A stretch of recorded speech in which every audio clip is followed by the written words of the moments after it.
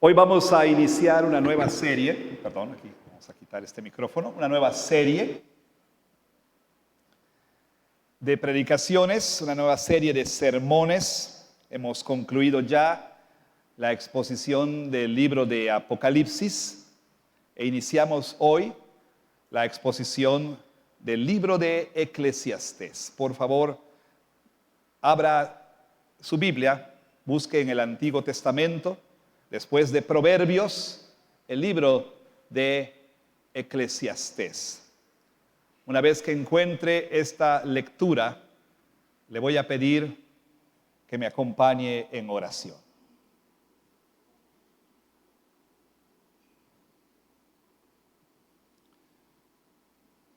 Queremos darte gracias, Señor, por el inicio de una nueva serie de predicaciones, una nueva serie de exposiciones de tu palabra.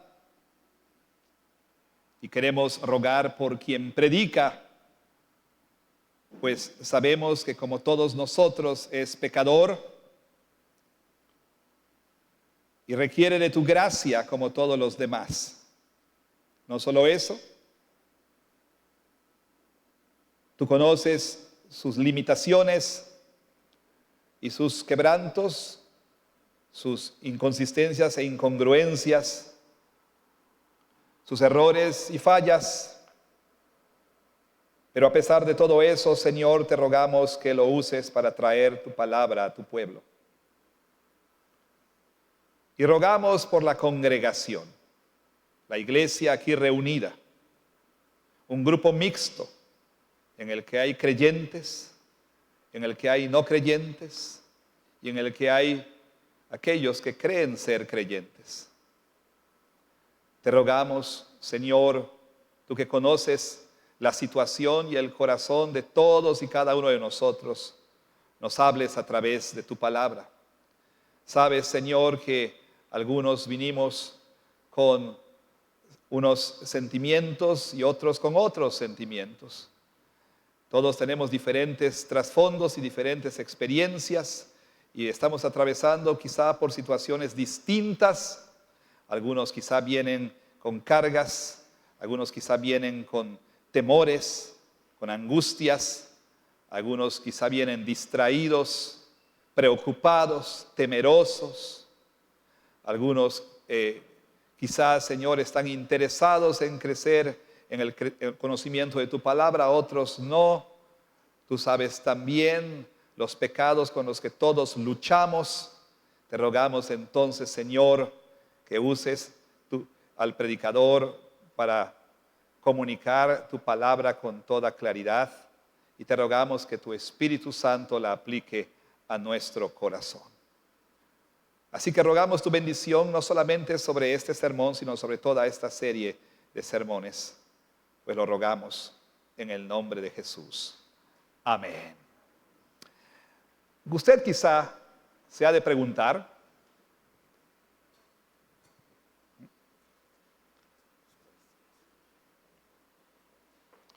bueno, me están diciendo aquí, perdón,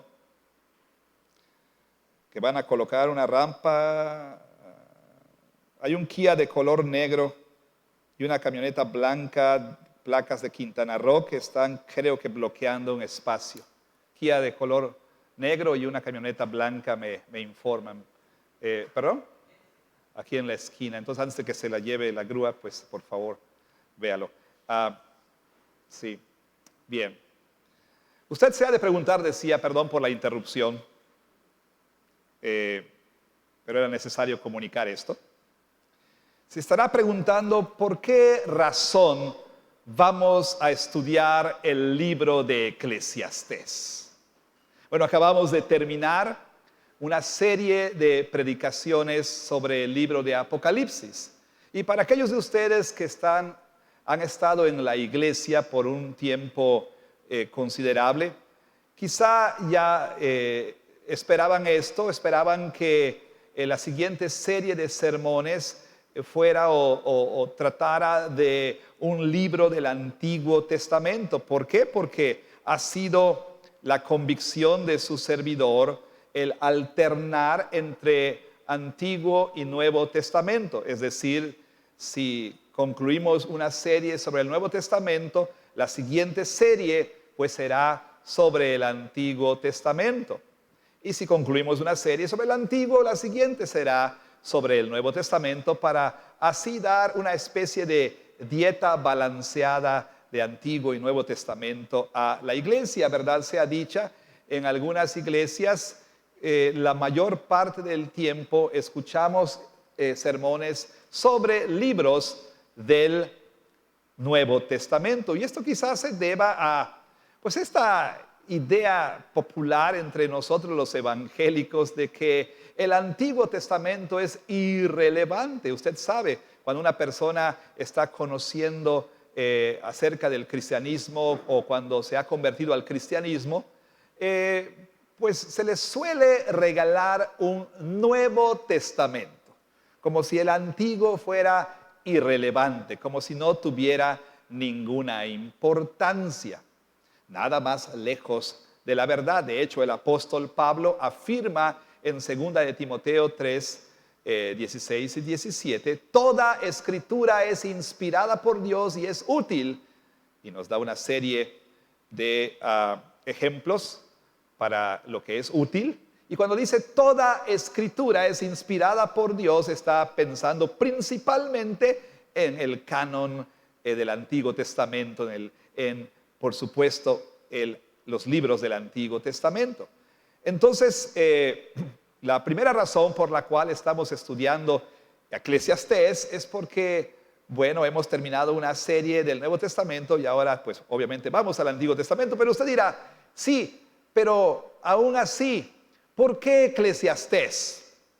Hay otros 38 libros en el Antiguo Testamento. ¿Por qué Eclesiastés? Y quizá esa pregunta se deba a que usted, quizá al leer el libro de Eclesiastés, terminó con un sentimiento de que este libro es un libro que nos da una perspectiva bastante sombría, un libro que nos deja con un sentido de desesperación. Y si usted alguna vez leyó Eclesiastés y después de leerlo terminó con estos sentimientos y otros semejantes, pues usted no está solo. ¿Por qué? Porque muchas personas piensan lo mismo acerca del libro de Eclesiastés. Verdad sea dicha, este libro es uno de los libros más difíciles y más complejos y complicados, no solamente del Antiguo Testamento, sino del todo el canon de la Escritura. Los eruditos y comentaristas hablan al respecto, comentan la dificultad con la que se topan al tratar de interpretar este libro de Eclesiastés, y algunos han ido tan lejos como a afirmar que este libro no debiera pertenecer al canon de la Escritura.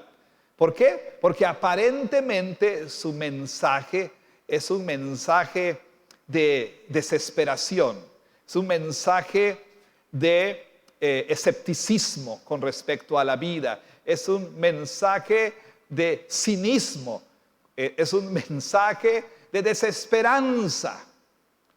Aparentemente, ese es el mensaje, concluyen, del libro de Eclesiastés. Y entonces, pues este mensaje como que no está en sintonía con el mensaje general de la Biblia. Sin embargo, si bien hay cierta razón cuando se habla del mensaje de Eclesiastés en esos términos, como veremos, este no es el mensaje último o supremo del libro de Eclesiastés. O sea, no es necesariamente la palabra final del libro de Eclesiastés. Como dijera alguien, el Espíritu Santo que inspiró al autor de Eclesiastés a escribir este libro no es un escéptico, no es cínico. El Espíritu Santo ni es escéptico, ni es cínico, ni por supuesto está lleno de desesperanza. Nunca entonces el autor del libro de Eclesiastés sería inspirado a escribir este libro para comunicar este mensaje último de desesperanza, de escepticismo y de cinismo. Ese no es, el mensaje final del libro de Eclesiastés. Ahora, ¿por qué estudiar Eclesiastés? ¿Por qué este libro?, preguntará usted. Bueno, hay varias razones que pudiera ofrecerle para estudiar este libro, pero quisiera mencionar unas cuantas nada más que creo que son muy, muy importantes. Y quizá una de las razones que me movieron, por supuesto, a predicar este libro es la situación que enfrentamos en nuestro tiempo. Vaya, el día de hoy, y esto es algo de lo que se habla en diferentes medios, el día de hoy estamos viviendo a nivel mundial una epidemia de enfermedades mentales. El día de hoy enfrentamos, como nunca antes en tiempos recientes, altos índices de depresión entre las personas. De tal manera que aún la Organización Mundial de la Salud habla de que la ansiedad y la depresión alcanzarán niveles pandémicos y quizá endémicos en unos cuantos años. Y esto, sobre todo, sucede entre las generaciones emergentes, entre las generaciones más jóvenes. Desde hace un tiempo se ha estado alertando sobre el hecho de que niños, adolescentes y jóvenes, como nunca antes en tiempos recientes, están exhibiendo señales de depresión, ansiedad y otros desórdenes de ese tipo. Y pues sociólogos, psicólogos, médicos, pediatras, especialistas, etcétera, están tratando de encontrar la razón para este aumento en este tipo de padecimientos. Pareciera que la mayoría de la gente el día de hoy está consumiendo algún tipo de medicamento antiansiolítico, antidepresivo. Encontramos hoy niños yendo a terapia psicológica, encontramos adolescentes recibiendo tratamiento psiquiátrico. Bueno, parece ser que en nuestro tiempo se siente una ansiedad, la cual podemos hasta palpar en el ambiente.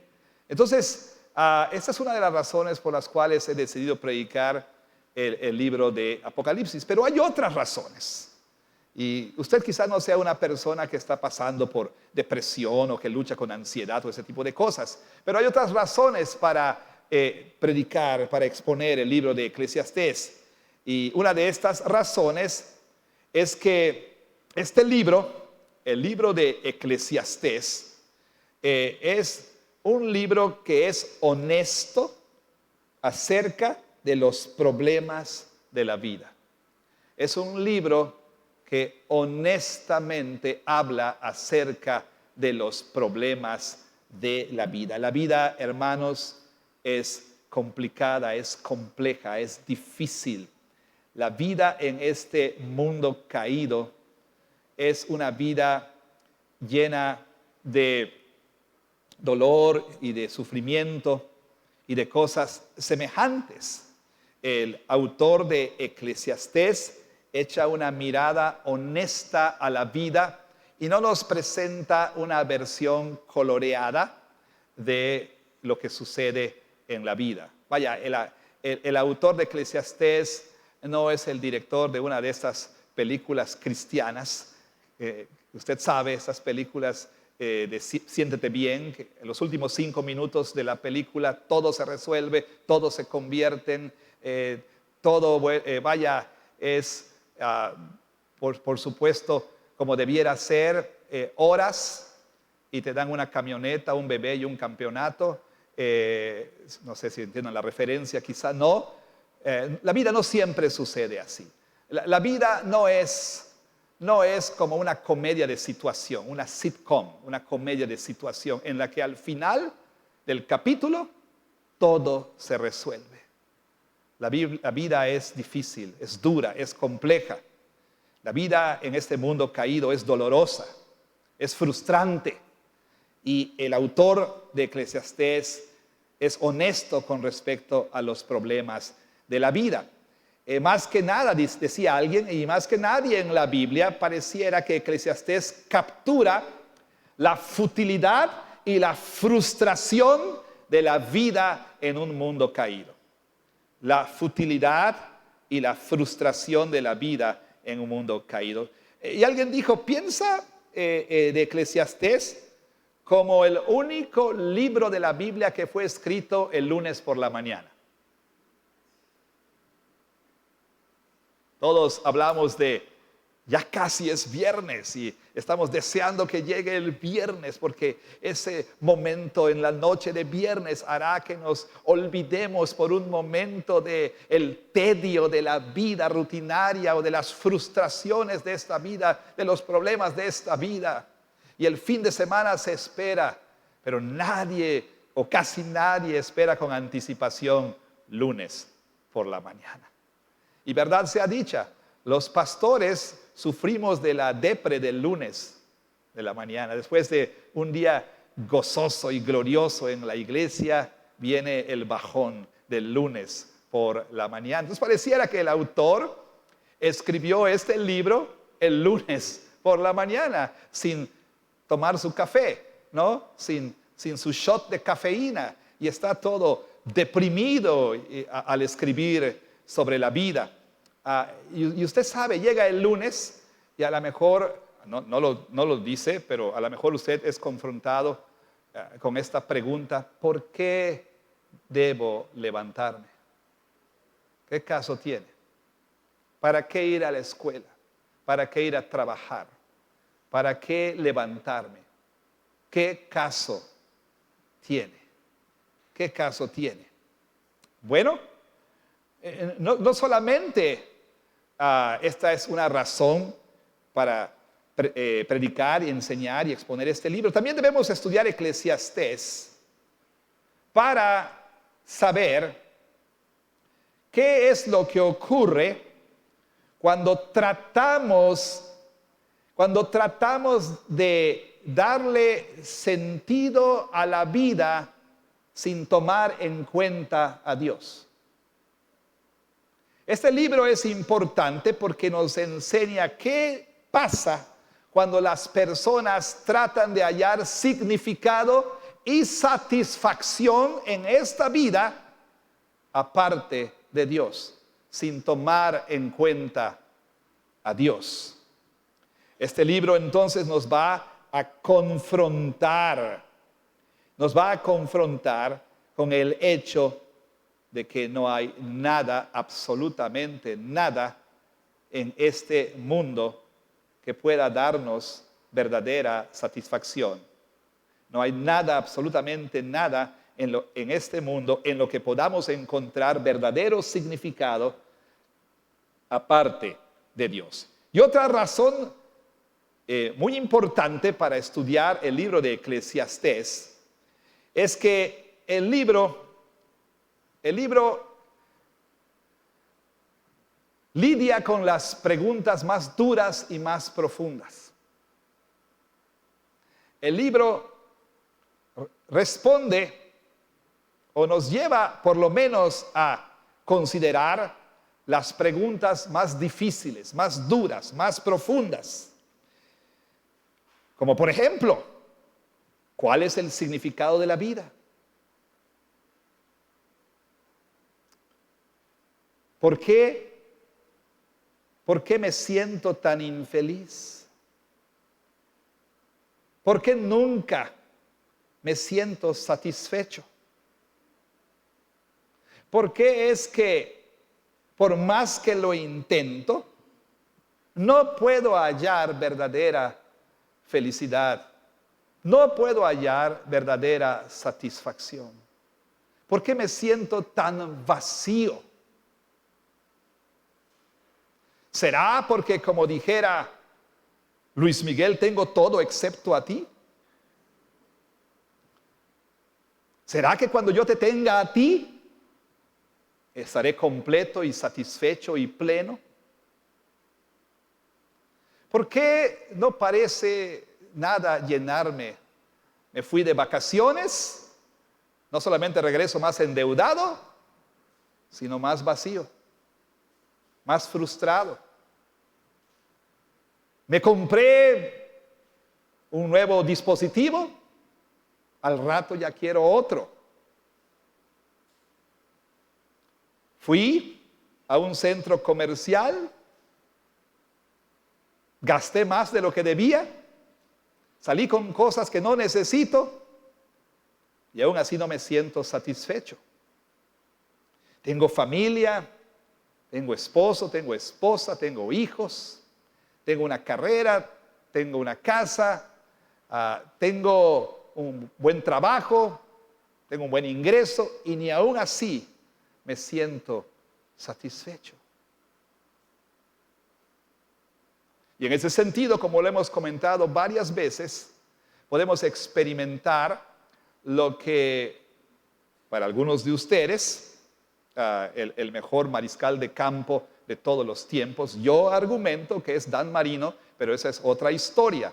Algunos de ustedes se dejaron llevar por la mercadotecnia y piensan que Tom Brady es el mejor mariscal de todos los tiempos. No les sea tomado en cuenta su pecado, pero a algunos no les interesa esto porque ni saben de quién estoy hablando, pero Tom Brady, verdad sea dicha, es quien, bueno, ganó más supertazones, más campeonatos, pues. Y después de ganar uno de estos campeonatos, después de haber ganado varios campeonatos, hombre popular, exitoso, apuesto, casado con una esposa de apariencia de supermodelo, fama, riqueza, fortuna. Después de ganar ese, no me acuerdo si el cuarto supertazón, Tom Brady se le despierta una mañana y dice, esto es todo lo que hay. Esto es todo lo que hay. Y eres entrevistado entonces en un programa que se llama 60 Minutos, que es una franquicia en todo el mundo. Y entonces el entrevistador le hace esta pregunta. Cuando Tom Brady le dice, esto es todo lo que hay, tiene que haber algo más, dice Tom Brady, tiene que haber algo más. Y el entrevistador le pregunta, ¿y qué es eso, Tom? ¿Qué es eso? Y Tom Brady responde, quisiera saberlo. Quisiera saberlo. Entonces, este libro nos confronta con esa realidad de que nada parece satisfacer. Preguntas tales como, ¿por qué sufren las personas? ¿Por qué los justos sufren y por qué los pecadores parecen tener recompensa? ¿Por qué hay tanta injusticia en el mundo? ¿Por qué hay tanto sufrimiento en el mundo? ¿Vale la pena vivir la vida? ¿Vale la pena levantarse para ir a trabajar? ¿Vale la pena tener una familia? ¿Vale la pena el matrimonio? ¿Vale la pena tener hijos? ¿Vale la pena estudiar? Estas y otras preguntas son el tema o parte del tema del libro de Eclesiastés. Y por último, podemos decir que una razón muy, muy importante es que el libro debe ser estudiado, debemos estudiar este libro porque nos va a dar principios muy importantes para construir una cosmovisión teocéntrica, una cosmovisión centrada en Dios. Nos va a ayudar a ver el mundo a través de unos lentes teocéntricos para poder darle sentido a esta vida, la cual, verdad sea dicha, aún para los cristianos, hay momentos que esta vida parece no tener sentido. Hay momentos que esta vida parece ser absurda. Hay cosas que suceden en la vida que nos dejan perplejos, por decir lo menos. Así que entonces, este libro es muy, muy importante. Bueno, el día de hoy vamos a tener una introducción al libro de Eclesiastés. Y será una breve introducción, aunque no le parezca, porque hay muchos asuntos que debiéramos discutir. Pero vamos a ver algunos asuntos que son básicos y fundamentales para nuestro entendimiento del libro de Eclesiastés. Y este libro, estoy seguro, hablará a todos nosotros. Al creyente maduro y también aquel que está explorando la fe. Hablará al incrédulo y hablará a aquel creyente que ha puesto su confianza en Cristo. Hablará a aquellos que están pasando por situaciones difíciles, adversas. Hablará también a aquellos que parecen tener todo en la vida. Este libro va a hablar a todos y cada uno de nosotros. Le animo a invitar a sus amigos. Vaya, le animo a que usted pueda extender esta invitación a sus amigos, a sus familiares, a venir a la iglesia, o por lo menos animarles a ver el video después y entonces conversar con ellos, decir, ¿qué te parecería venir a la iglesia y sentarte conmigo para escuchar la predicación sobre el libro de Eclesiastés? Decía en la mañana, y dicho sea de paso, y iba yo a hacer este comentario, entre paréntesis, le voy a pedir su ayuda, porque somos gente de hábito, ¿no es cierto? Y hace unas semanas estuvimos luchando en casa con problemas, defectos en el vehículo, y unos miembros de la iglesia muy amables nos prestaron un vehículo mientras el auto estaba en el taller, parecían no encontrar el problema, etcétera. Bueno, nada más que nuestro vehículo es de transmisión automática y este carro que nos prestaron pues es de transmisión manual. Había que meter velocidades y yo estoy acostumbrado a manejar un auto de transmisión automática. No tienes que usar el clutch ni meter las velocidades. Mi esposa dice que esos autos son para niñas, pero bueno, también mi esposa dice que tomar café con leche es para niñas, pero bueno, esa es mi esposa. El asunto es que yo pues no estaba muy acostumbrado a manejar con la palanca, pero después de 2-3 semanas de usar ese carro, pues ya me acostumbré. Recibimos nuestro auto el viernes, si no me equivoco, y entonces me subo a él, y entonces quiero meter la velocidad y por poco rompo la caja de velocidades porque obviamente pues no se meten las velocidades. Estaba yo buscando, pero bueno, ¿por qué digo todo esto?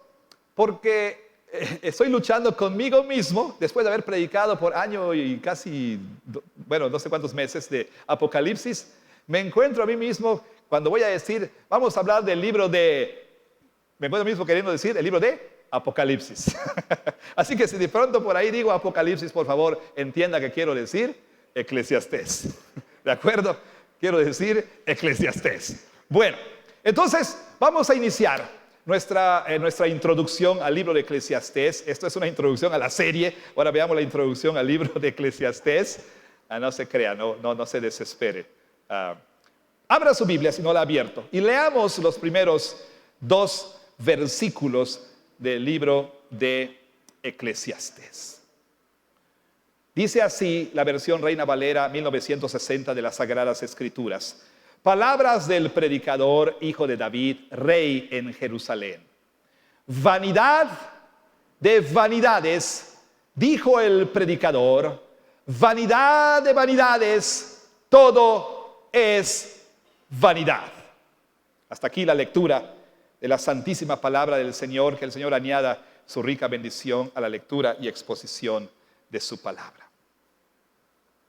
En estos dos versículos, que tienen unas cuantas palabras, encontramos información fundamental, pero vital para nuestro entendimiento del libro de Eclesiastés. ¿Qué es este libro de Eclesiastés? Bueno, este es uno de los llamados libros poéticos, pero específicamente parte de la llamada literatura sapiencial de la Biblia. La literatura sapiencial es un género literario particular que tiene un propósito particular. Tiene que ver con impartir verdadera sabiduría, pero también al mismo tiempo explorar los límites de la sabiduría humana. Y Eclesiastés en nuestro canon aparece precisamente en los libros poéticos y aparece también ahí en los llamados libros sapienciales. Obviamente, si usted tiene una Biblia Reina Valera o cualquier otra Biblia, podrá usted ver que el título del libro en español es Eclesiastés. Ahora, este no es el título en la Biblia hebrea, es decir, en el Antiguo Testamento hebreo. Como vamos a ver en un momento, el título del libro proviene de las primeras palabras de este libro, como sucede comúnmente en el Antiguo Testamento. Por ejemplo, el libro de Génesis en el canon hebreo no se llama Génesis, recibe el nombre de Bereshit o en el principio. Las primeras palabras que aparecen en el libro. O el libro de Éxodo. No es Éxodo, sino estos son los nombres. Las primeras palabras que aparecen. Como a veces sucede con los cantos que cantamos, ¿no es cierto? Vamos a cantar y decimos la primera línea del canto. Y a veces el nombre de la canción no es ese, pero son las primeras palabras que aparecen allí. Lo mismo aquí en el caso del libro de Eclesiastés.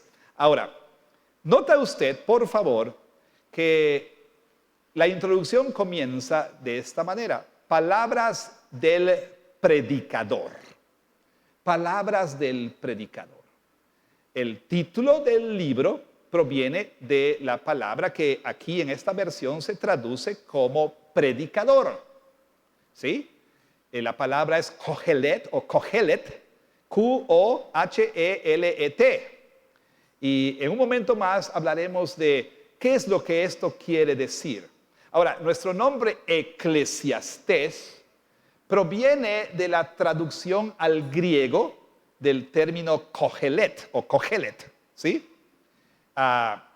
Es una traducción de esta palabra hebrea al griego y de ahí pasó al latín y de ahí, por supuesto, también al español. Y en nuestra Biblia este libro se llama Eclesiastés. Aquí en estos dos versículos, lo que vendría siendo una especie de título para todo el libro, lo que se le conoce en algunos círculos como la sobreescritura, el título del libro, encontramos, como le decía, información fundamental, básica y vital acerca del libro. En particular, vamos a hablar brevemente sobre quién es el autor del libro, ¿sí? ¿Cuál es el mensaje del libro? ¿Para qué escribió este libro? Y todo eso, en un sentido, lo encontramos de manera encapsulada en estos dos versículos. Entonces, la primera pregunta, ¿sí? La primera pregunta que debemos hacernos al leer este libro es, ¿quién escribió el libro? Ahora, como le dije, los primeros versículos parecen darnos la respuesta. Palabras del predicador, hijo de David, rey en Jerusalén. Bueno, muchos dicen la respuesta es muy sencilla. Quien escribió este libro es Salomón. Salomón, el más grande rey de Israel. Salomón, el rey más sabio, el sabio de los sabios. Pero si bien esta es la postura tradicional, tanto entre los judíos como entre los cristianos, es decir, que Salomón escribió este libro, si bien esta es la postura de muchos eruditos muy respetados, hay otros eruditos igualmente respetados que contienden, que cuestionan la autoría salomónica de este libro. Y entonces ofrecen alternativas para la autoría del libro. Ahora, ¿por qué hablar de que Salomón es el autor de Eclesiastés? Bueno, al parecer hay bastante evidencia interna que apunta al hecho de que fue el rey Salomón. Para empezar, se nos dice en el versículo 1, palabras del predicador, hijo de David, rey en Jerusalén. ¿Quién es el hijo de David que reinó sobre Jerusalén? Salomón. Salomón.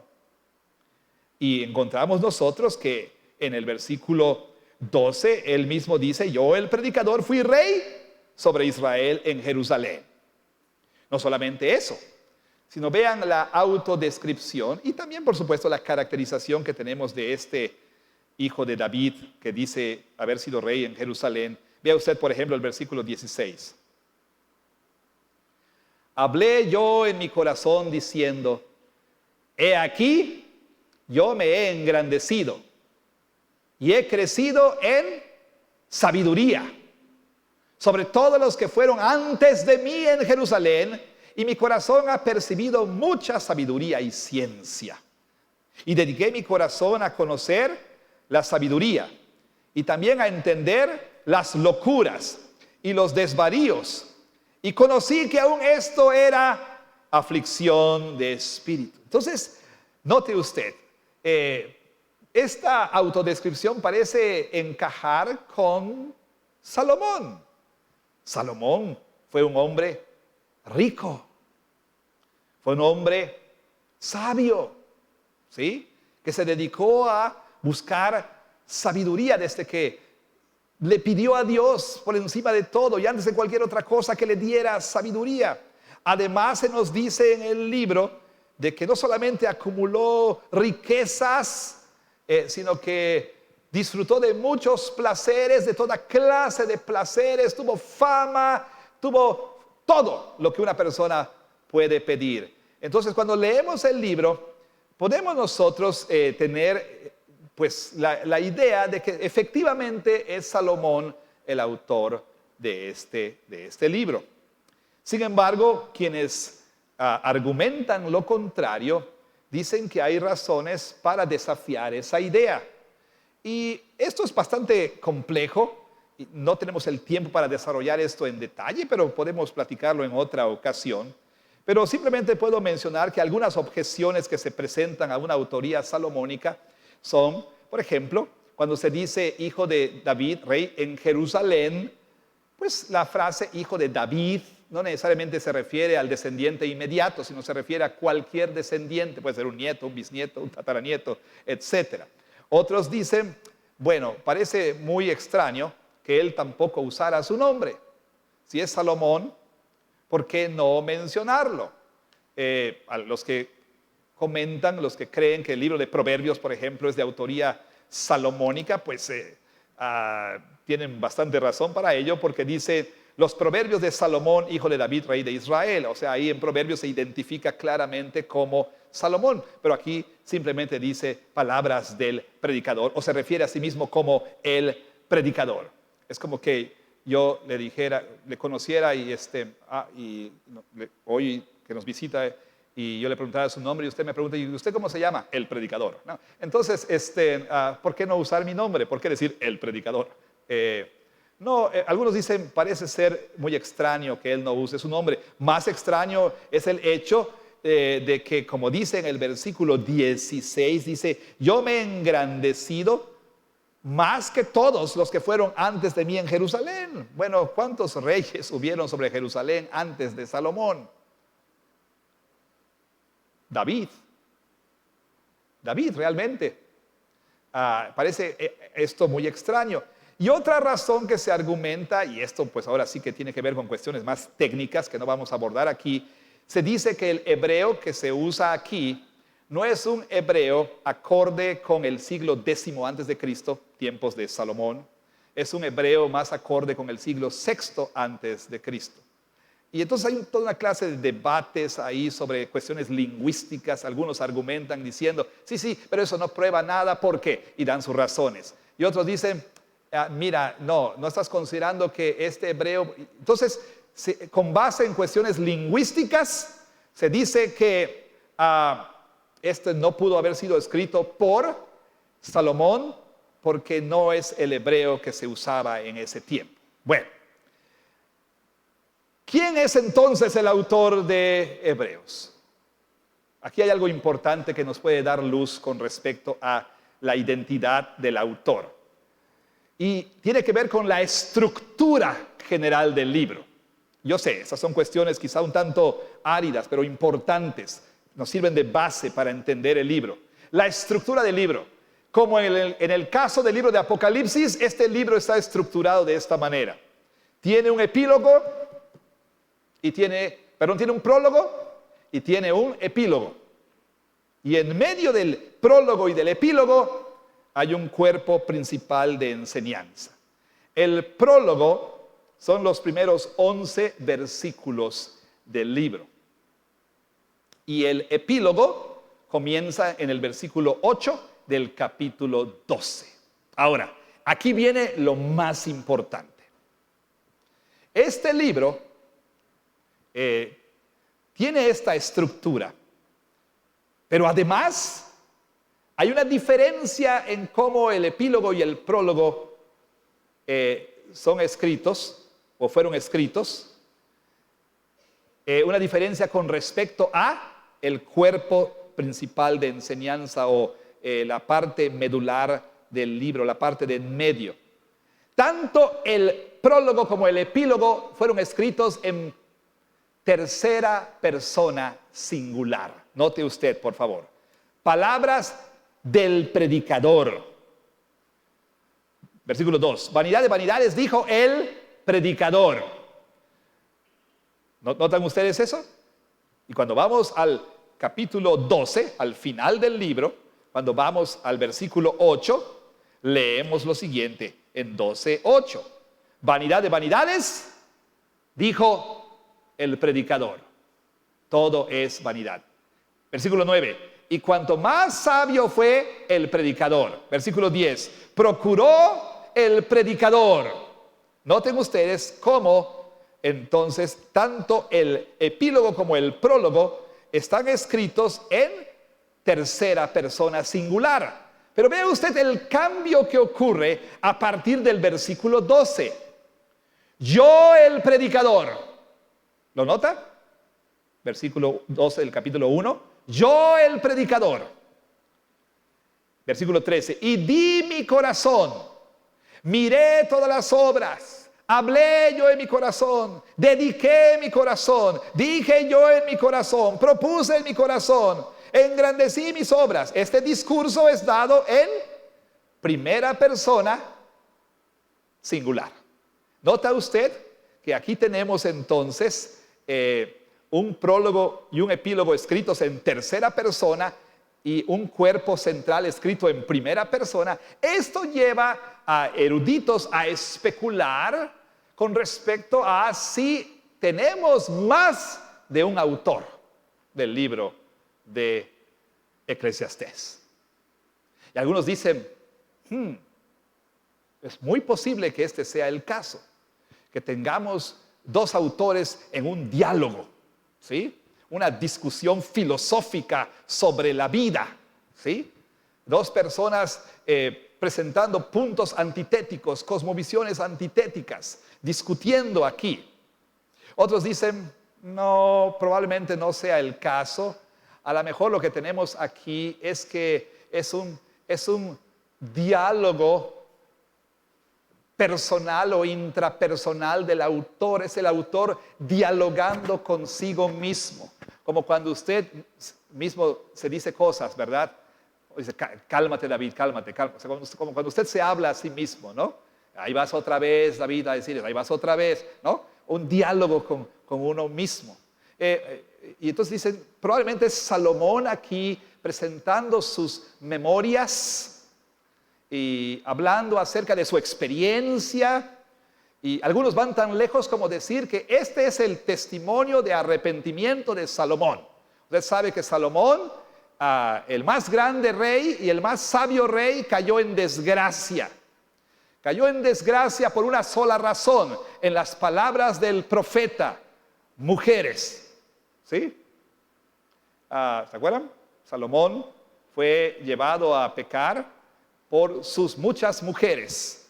Obviamente, antes de tener muchas mujeres, su corazón ya se había apartado del Señor. Entonces algunos piensan que aquí es Salomón presentándonos a manera de reflexión y diálogo personal, o monólogo, o reflexión, como usted le quiera llamar, su testimonio de arrepentimiento. Otros dicen, no, aquí tenemos a alguien que como que perdió el rumbo y nos dice cómo se volvió una persona heterodoxa, doctrinalmente incorrecta, ¿sí? Como que erró el camino, empezó a creer cosas que no debían creer, empezó a practicar cosas que no debía practicar. Otros dicen, no, aquí hay una persona ortodoxa, de doctrina correcta, como les dije, que está contrapunteando y que está mostrándole a una persona su error.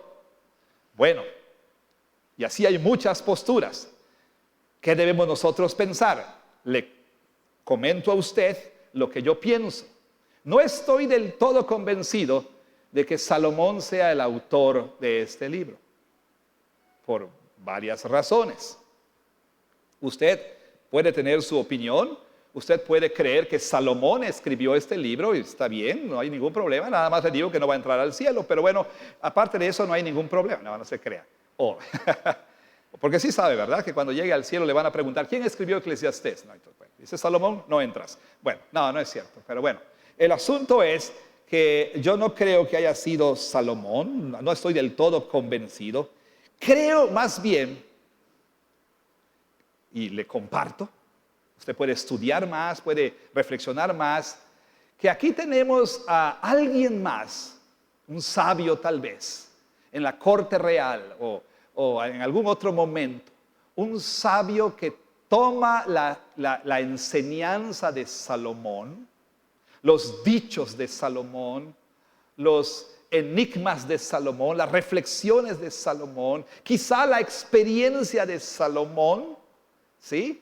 Y después presenta él una evaluación sobre lo que Salomón enseñó.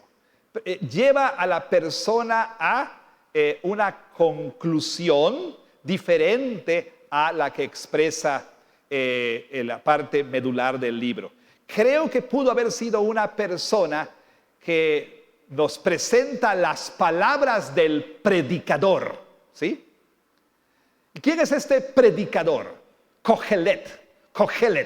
La palabra hebrea viene de kahal, y kahal significa reunir, colectar. Y algunos piensan entonces que este Kohelet pues era una especie de persona que reunía dichos y proverbios, colectaba toda clase de dichos y proverbios. Pero la palabra kahal tiene que ver con no recolectar dichos y proverbios. Kahal tiene que ver con una congregación, ¿sí? Entonces, Kohelet pareciera una traducción apropiada, predicador pareciera una traducción apropiada del término Kohelet, porque un Kohelet es aquel que está en el kahal, en la congregación, y enseña, predica en la congregación. ¿Y por qué Eclesiastés? Porque la traducción al griego de kahal es eclesia, de donde viene nuestra palabra iglesia. Y eclesia, Eclesiastés. Entonces, pareciera que este Kohelet era una persona que, si bien quizá no parece tener un mensaje muy adecuado, este Kohelet era una persona que predicaba y enseñaba en una congregación. Me parece a mí, y le comparto una vez más, que este predicador pudiera ser alguien que podemos identificar con Salomón, quizás sí, pero yo creo que aquí hay una persona que al final reflexiona o evalúa sobre las enseñanzas de Salomón, sobre los dichos de Salomón, sobre las reflexiones de Salomón. Bueno, ahí dejamos este asunto para ir al segundo y último punto de esta introducción. ¿Y a qué me refiero? Al mensaje. ¿Cuál es el mensaje de este libro? Bueno, quiero leerles algo de poesía. Poesía, ¿sí? No soy muy dado a la poesía, pero creo que este poema capta muy bien el mensaje de Eclesiastés.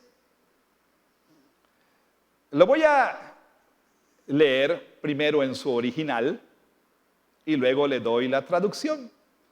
Porque si lo leo en la traducción, quizá los jóvenes aquí no van a identificar cuál es este poema. Un poema clásico. Poema clásico. Dice así, lo voy a leer primero en su original. Is this the real life? Is this just fantasy? Caught in a landslide, no escape from reality. Open your eyes, look up to the skies and see. I'm just a poor boy and need no sympathy because I'm easy come, easy go, little high, little low. Any way the wind blows doesn't really matter to me. Vi a algunos de ustedes sonriendo aquí. Dice, ¿esta es la vida real o esto solo es fantasía? Atrapado en un deslave, no escape de la realidad. Abre tus ojos, mira los cielos y ve. Solamente soy un pobre chico, no necesito simpatía porque yo vengo fácil y me voy fácil, un poco alto, un poco bajo. Donde quiera que el viento sople, no importa para mí, no importa para mí. Y estas son las palabras de Freddie Mercury en Rapsodia Bohemia. Al final, después de toda la parte, dicho sea de paso, esta es una obra de arte. Realmente es una obra de arte. Y después de todo el mama, todo ese asunto, ¿verdad? Y después de la parte emocionante y demás y todo, llegamos al final de la canción. Y al final de la canción dice lo siguiente. Nothing really matters. Anyone can see. Nothing really matters. Nothing really matters to me. Nada realmente importa. Todos lo pueden ver. Nada realmente importa. Nada realmente importa para mí. ¿Y por qué cito a Freddie Mercury aquí? Porque pareciera que estas palabras de Rapsodia Bohemia capturan en esencia el mensaje de este Kohelet, el cual él expresa en el versículo 2. Vanidad de vanidades, dijo el predicador, todo es vanidad. Vanidad de vanidades, dijo el predicador, todo es vanidad. Ahora, la palabra vanidad, por supuesto, nosotros la entendemos en una manera y la usamos en una manera para referirnos a una persona que está, pues, tal vez llena de sí mismo. A una persona, decimos, vanidosa, ¿no es cierto?, orgullosa, etc. De hecho, hay una pieza de muebles que en contextos anglosajones se llama vanity o vanidad, que es lo que nosotros llamamos tocador, ¿sí? ¿Por qué le llaman vanity en esos contextos? Porque es donde la mujer se pone maquillaje y dice, Dios estaba inspirado cuando me creó, ¿no? Entonces, así le llaman, vanidad, le llaman vanity, le llaman a ese mueble. Pero la palabra vanidad, o por lo menos traducida como vanidad, es la palabra hebrea hebel. Y es una palabra muy importante en este libro y se usa unas 38 veces, algo así. La palabra hebel principalmente se refiere a vapor, ¿sí? A un poco de vapor que se desvanece. Y en ese sentido, Hebel quizá pudiera entenderse como refiriéndose a que la vida es fugaz, ¿sí? Que la vida es breve. Pestañeas 2 veces y tu hijo cumple 30 años, ¿no? La vida es muy breve. Es como el rocío, dice Santiago, como dice el Salmo 90. Es como la hierba del campo, está aquí hoy y mañana ya no está. La vida de verdad es fugaz. Y ciertamente este es uno de los sentidos de la palabra Hebel. Pero hay otro sentido de la palabra que quizá está más de acuerdo con lo que el autor quiere comunicar con el uso de esta palabra Hebel. Y la palabra Hebel también significa algo que es fútil. Algo que es fútil, ¿en qué sentido? Pues algo que no tiene sentido último.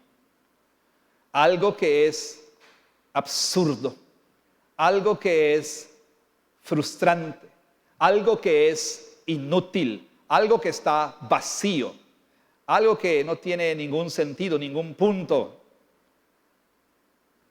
Y noten ustedes que él no solamente dice vanidad, sino dice vanidad de vanidades. Y ese es un recurso literario para hablar de ¿qué? Bueno, es un recurso literario para enfatizar, es el superlativo, como cuando decimos que Jesús es el Rey de Reyes y Señor de los Señores. ¿Qué queremos decir? Queremos decir que Jesús es el Rey Supremo y no hay nadie por encima de Él, y no hay nadie como Él ni por encima de Él.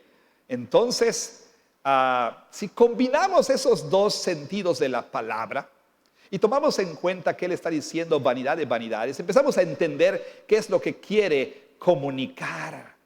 Quizá Él está comunicando lo siguiente, que nuestras breves vidas, nuestras vidas fugaces, están marcadas por futilidad, por frustración. Nuestras breves vidas son vacías y sin significado, parece estar diciendo. Vaya, Él dice, todo es vanidad. En otras palabras, está diciendo, no hay aspecto de la vida humana, de la experiencia humana, que no haya sido tocada por esta futilidad, por esta frustración. No hay aspecto de la vida humana en el que uno no experimente este sentido de frustración, este sentido de vacío, de inutilidad. Llámese el matrimonio, los negocios, los estudios, las relaciones, lo que usted quiera. No hay nada en esta vida en el cual no experimentemos esta futilidad. Vanidad de vanidades, dice, todo es vanidad. Él está diciendo que todo aspecto de esta vida está marcado por esta futilidad. Y él, para probar su punto a lo largo del libro, va a darnos muchos ejemplos en las maneras en que nosotros tratamos de sobreponernos a este sentimiento que todos los seres humanos tienen. Todas las maneras en las que tratamos de darle sentido a la vida. Todas las maneras en las que tratamos de hallar significado para nuestra existencia. Todas las maneras en las que nosotros tratamos de encontrar satisfacción. Y nos va a mostrar ejemplo tras ejemplo de cómo hacemos tal cosa o tratamos de hacer tal cosa.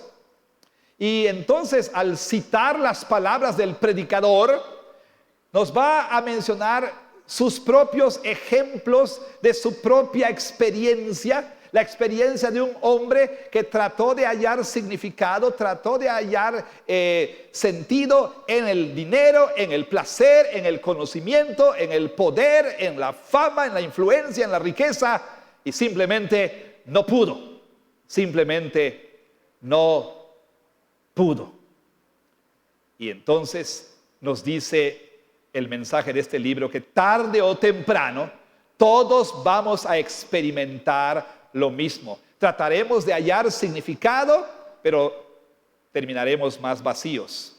Nos vamos a dar rienda suelta vamos a disfrutar muchos placeres solo para terminar más insatisfechos que antes. Hoy vamos a terminar más infelices que antes.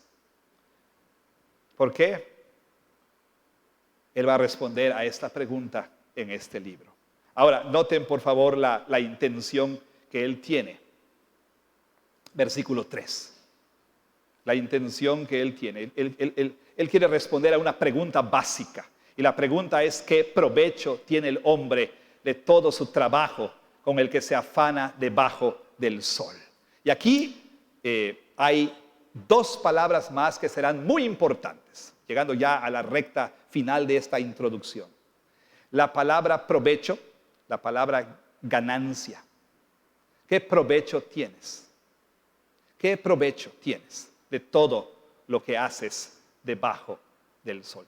Y usted sabe, por experiencia, que uno de nuestros temores más grandes como seres humanos es que nuestras vidas no tengan significado. Estaba leyendo la carta de suicidio de Kurt Cobain. Buena lectura, ¿no, pastor? Pero bueno. Estaba leyendo de puño y letra la carta de suicidio de Kurt Cobain. Para los mayores no saben quién es Kurt Cobain. Es una celebridad del rock, del subgénero grunge del rock, que se mató. Se mató en la cúspide de su fama y fortuna y demás. Y es muy interesante lo que dice. Y entre las cosas que dice en su carta, Kurt Cobain dice, palabras más, palabras menos: ¿por qué no puedo ser feliz? Tengo una esposa que es una diosa, dice. Tengo una hija que me recuerda todo lo que yo fui. ¿Por qué yo no puedo ser feliz? Y pues este libro nos confronta con este temor que tenemos, que nuestras vidas, al final del día, todo lo que hacemos no tenga significado alguno. O sea, estudio, trabajo, pero me gradúo y ¿qué? Me caso y ¿qué? Tengo familia y ¿qué? Trabajo y ¿qué? Tenemos miedo que al final de nuestra existencia nada realmente tenga significado y valor. O sea, y si lo piensas, tiene sentido. Tiene sentido, te afanas para hacer tantas cosas solo para terminar muerto y olvidado. Les aseguro que la mayoría de ustedes no conoce el nombre de su bisabuelo. Ahora, aparentemente, entonces, el autor comparte esta perspectiva cínica. Como decía en la mañana, cuando leemos esas palabras, pareciera que Igor escribió Eclesiastés, ¿no?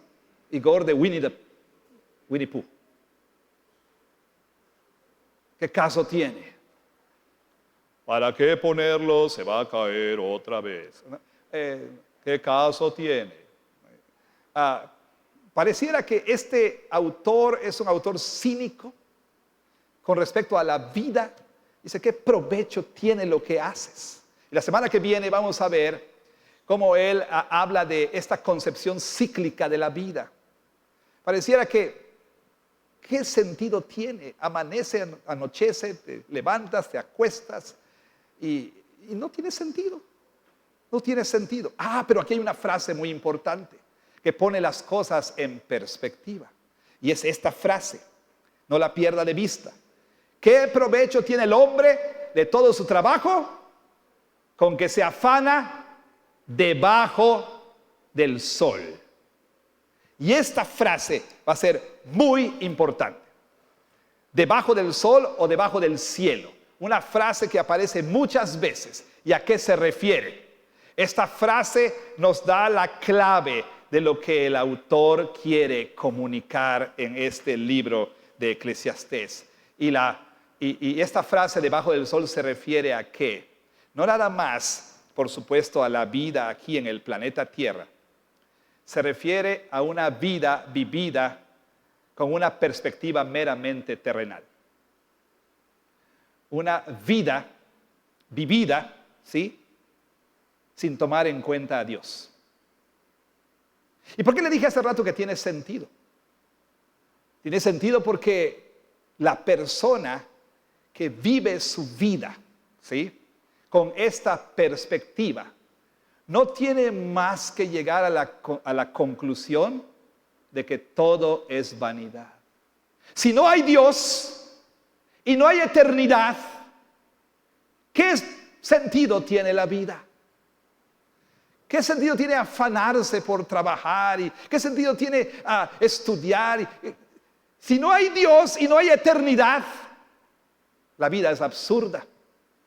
Y entonces el que llega a ser honesto y congruente con esa perspectiva de la vida, termina como Kurt Cobain dándose un balazo. ¿Por qué? Porque no tiene sentido. Como veremos, te afanas tanto, trabajas duro, 2 trabajos, no quieres que tu familia pase lo que tú pasaste cuando fuiste niño, quieres dar a tus hijos lo mejor de la vida, tener suficiente dinero para tener buenas vacaciones, buena casa, buen auto, buena ropa, que no les falte nada, quieres que vayan a Costco y compren mercancía en Costco, quieren que tengas lo que tú no tuviste, trabajas duro, ¿sí? Arduamente, 2 trabajos, simplemente para morirte de un infarto al miocardio a tus 47 años. Sí, le dejaste a tu esposa seguros de vida, buena cuenta en el banco. Trabajaste duro, te mueres de un infarto. Al poco tiempo, tu esposa contacta a su novio de la secundaria, o él la contacta, se casa con ella y disfruta todo lo que tú trabajaste tan duro para obtener. ¿Qué caso tiene? Es absurdo. Vale la pena. El autor quiere que entendamos que la vida sin Dios no tiene significado. Este es el mensaje que él está aquí ultimadamente contrastando, y también es el mensaje que él quiere que nosotros entendamos. Al final del libro, note usted cómo el libro termina con las mismas palabras. Vanidad de vanidades, versículo 8 del capítulo 12. Dijo el predicador, todo es vanidad.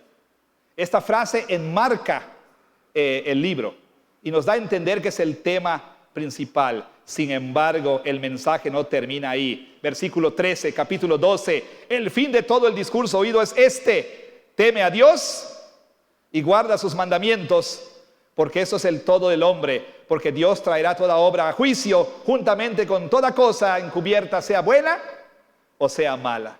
Entonces el mensaje es: todos nuestros esfuerzos para encontrar felicidad aparte de Dios son inútiles. Esta vida aparte de Dios no tiene significado, no tiene esperanza, solamente está llena de desesperanza. El libro es una exhortación entonces para que nosotros consideremos las diferentes maneras en las que tratamos de hallar significado aparte de Dios. Y el libro nos explica por qué todo eso es inútil, es fútil, es en vano. Vivir bajo el sol es vanidad. Vivir una vida sin Dios es vanidad. Todo en este mundo aparte de Dios es inútil. Aunque tengas todo en esta vida, siempre vas a luchar con la misma pregunta que Tom Brady. Esto es todo. Tiene que haber algo más. Y concluyo con lo siguiente. También es un mensaje para el creyente, que de pronto se ve confrontado con cosas que lo dejan perplejo, con cosas que parecen absurdas, con cosas que no tienen sentido. La muerte de un familiar, la enfermedad de un familiar o cosas semejantes. El creyente, como C.S. Lewis en su obra que casi no se conoce sobre el dolor, ¿sí?, puede llegar a sentir que nada tiene sentido. ¿De qué sirvió? ¿De qué sirvió ser creyente? ¿De qué sirvió dar mi vida al Señor? ¿De qué sirvió dar mi vida a la iglesia? ¿De qué sirvió? ¿Cuál es el punto? Si el justo sufre y el impío prospera. O por lo menos, si tanto justo como injusto parecen tener el mismo desenlace, parecen ir al mismo lugar, pero al final el autor, el que comenta al final dice, el fin del discurso es este: teme a Dios. O sea, la vida tiene que ser examinada, la vida tiene que ser vista a través de una cosmovisión teocéntrica. La vida tendrá que ser vista y vivida a partir de una cosmovisión teocéntrica. De otro modo, aún el creyente puede caer en que todo es vanidad. Así que durante todas estas semanas estaremos estudiando el libro de Eclesiastés. Y espero que usted pueda regresar con sus invitados para escuchar sobre este libro. Que Dios bendiga su palabra.